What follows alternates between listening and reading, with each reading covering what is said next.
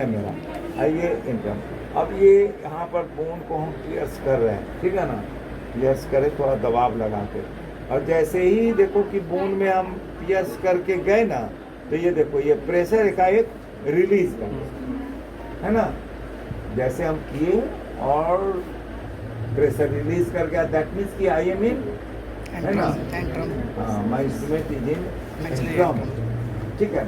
अब इसके बाद जोर नहीं लगाना, नहीं तो फिर बैक को उधर से इंजरी करेंगे, अदर स्ट्रक्चर्स को। तो इसलिए जैसे प्रेशर दिए, बोन को क्रॉस करेगा और रिलीज किया, ये रिलीज प्रेशर कर दिया, दैट मीन्स कि हम अब इसमें, और मेरा कैनुला भी साथ साथ में चला गया है ना। और ये टोकर तो है ही, अब इसको हम टोकर को खींच लिया, ठीक है ना। टोकर को हमने इसको आउट कर दिया, खींच लिया, ठीक है। ये बात सब पुराने इंस्ट्रूमेंट सब हो गए हैं, फ्रेश जिससे काम होता है वो ठीक है पढ़ाने के लिए।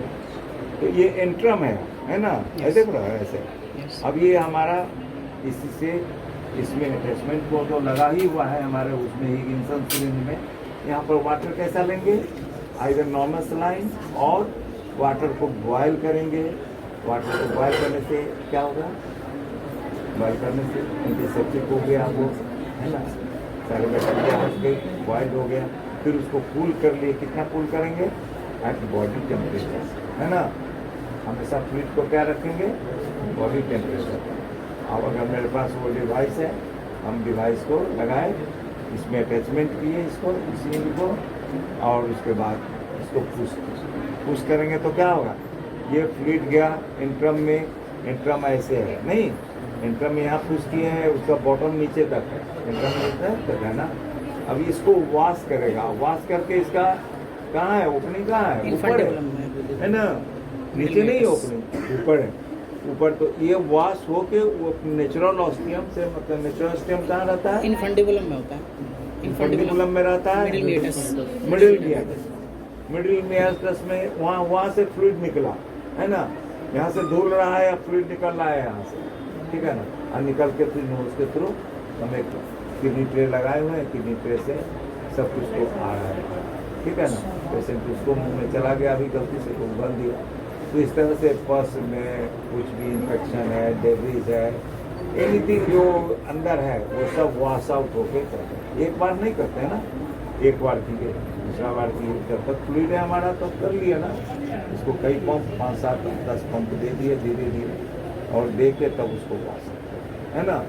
एक तो केयर रखने की जरूरत है कि बहुत ज़्यादा शुरू में जो फर्स्ट जब करेंगे तो बहुत एक बार कुछ नहीं करेंगे, क्योंकि हम नहीं जान रहे हैं कि एग्जैक्टली मेरा एंट्रम में है या चिक में है ना, चिक में है या फिर ऑर्बिट को छेद कर चुके हैं। अगर ऐसा कोई आशंका है, समझ गया ना, तो क्या होगा, जैसे ही यहाँ से फ्लूइड देंगे तो ये तो गया नहीं एंट्रम में, ये चला गया चिक में, तो चिक का स्वेलिंग हो जाएगा, है ना। जैसे अगर ऊपर परफोरेट किए हुए हैं तो तुरंत आइस का क्या हो जाएगा, बल्जिंग हो जाएगा, है ना। फ्लूइड जैसे ही जाएगा और पेनफुल, बहुत भयानक होगा, बहुत पेनफुल हो जाएगा, ठीक है। इसीलिए हमको फर्स्ट जो करें और जेंटली थोड़ा सा, अगर फ्लूइड अच्छा से पास कर गया है, कोई पेन नहीं है, कोई स्वेलिंग नहीं है, दैट मीन्स कि हमारा इनकम में है ये। अब उसके बाद आप करिए, और करने के बाद में लास्ट में जब उससे उसको निकाल दीजिए, फ्लूइड से निकाल दीजिए अपने ट्यूब को। और अब एयर आ गया, अब एयर है तो 2-3 बार और देंगे तो क्या होगा, सारा फ्लूइड जो मेरा इंस्ट्रूमेंट का था वो भी चला गया, बाहर हो गया। और 1-2 बार करेंगे ना तो जो एंट्रम में जो फ्लूइड था वो भी बाहर निकल गया, एयर आ गया ना, एयर से निकल गया, ठीक है ना, एयर से निकल गया। अब एंट्रम मेरा खाली हो गया, उसको थोड़ा ट्यूब कर देंगे, जो भी रहेगा एंट्रम से उधर से निकल गया। और इस साइड को अब तब हम निकाल देंगे। कैसे निकाल देंगे, ऐसे भी निकाल सकते हैं या फिर इसको डाल देते हैं, और डाल के अब तब उसके बाद इसको ठीक है निकाल दे। और यहाँ पर एक तो कॉटन का मिक्स बना के डाल देते हैं, थोड़ा बहुत जो ब्लीड करेगा तो उसको रोक दो।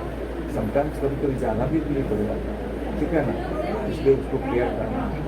तो करने के बाद, प्रोसीजर करने के बाद कुछ आवर्स तक जरूर पेशेंट को ऑब्जर्वेशन में रख लेते हैं। अगर भेजते हैं घर पर तो पैक करके भेज दीजिए, नेक्स्ट डे वो निकाल दें। ठीक है ना, नहीं तो फ्यू आवर्स रखने के बाद आप नहीं बन सकते। इस तरह से हम APW कर, APW अगर APW इंटर पंक्चर हुआ, ये मेथड हो गया है ना। इंडिकेशन कॉम्प्लिकेशन हम बता ही दिए हैं। सपोज कभी 1-2 क्वेश्चन पूछा जाता है, अगर एक प्रिक किए और तुम्हारा फ्लूइड नहीं निकल रहा है, जो पुश किए और नहीं निकल रहा है तो क्या समझोगे? समझ रहे हैं कि हमारा नेचुरल ऑस्टियम जो ब्लॉक यस नहीं, ब्लॉकेज है तभी ना पास नहीं कर रहा है, नहीं तो जाता ना, उससे निकल जाता, वो नहीं हुआ। ऐसे कंडीशन में कैसे हुआ? तो कहता है कि हम सेकेंड प्रिक करें। वो हम तो एक प्रिक किए हुए थे, इसको निकालें और फिर उससे थोड़ा सा बगल में एक और प्रिक करें। एक प्रिक करेंगे, अब 2 प्रिक हो गया मेरा, तो एक से फ्लूइड जाएगा, दूसरे फ्लूइड से उसी से जहाँ तक संभव होगा वो निकल जाएगा फ्लूइड, इसलिए दूसरा प्रिक करना चाहिए। अगर फ्लूइड नहीं निकल रहा है नेचुरल ऑस्टियम से, ब्लॉकेज है, तो 2 प्रिक अगर दें, ठीक है ना, उससे निकल। ईयर इम्बोलिज्म भी बहुत होता है, जैसे ईयर आप दे रहे हैं ना, बहुत वायलेंटली नहीं देना चाहिए। कभी कभी क्या है, मान लीजिए अगर साइनसिस का कोई ब्लड प्रेशर आपका वहाँ पर ये हुआ, उस ब्लड प्रेशर के थ्रू ईयर चला जाएगा और ईयर चला जाएगा सर्कुलेशन में इम्बोलिज्म में।